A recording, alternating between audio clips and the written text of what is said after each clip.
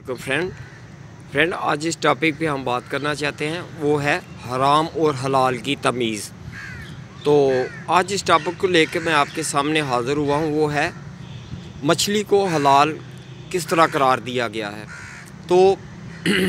हज़रत अली रज़ी ताला अन्हो के ज़माना में एक मुशरिक था, तो वो मजमे से उठकर उसने तंज़िया लहजे में एक सवाल किया कि मुसलमान तो हर चीज़ को हलाल करके खाते हैं,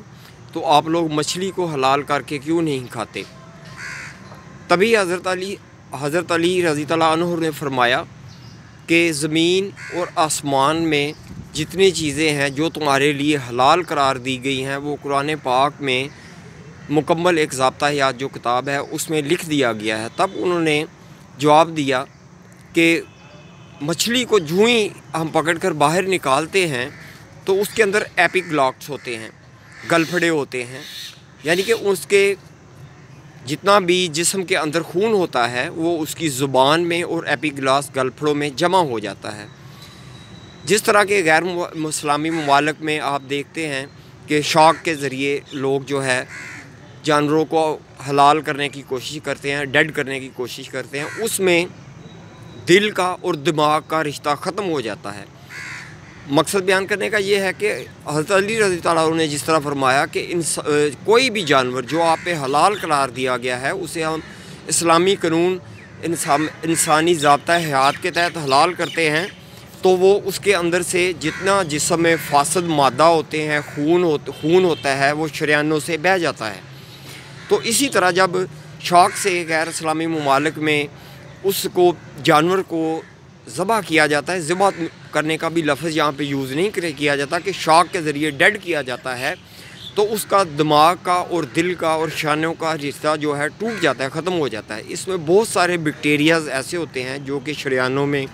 दिल में, दिमाग में रह जाते हैं और वो उसके खून के अंदर फासद मादा जो है वो शामिल हो जाता है, जो कि बहुत सारी बीमारियों का मुजमा और ममा बन जाता है। इसीलिए इस्लाम में हज़रत अली ताला करमुल्लाह वजह ने बार बार यही बयान फरमाया है कि मछली को इसलिए हलाल करार दिया गया है। दूसरी बात यह है कि फ्रेंड अक्सर औक़ात हज़रत अनस के दौर में एक वाक़या आया था कि पालतू जानवर जो घर में पाले जाते हैं, एक वहीं पे ही एक मुशरिक ने यह सवाल उठाया कि गधा जो है घर में पालते हैं अक्सर लोग, घोड़े अक्सर लोग पालते हैं, क्या ये हलाल हैं,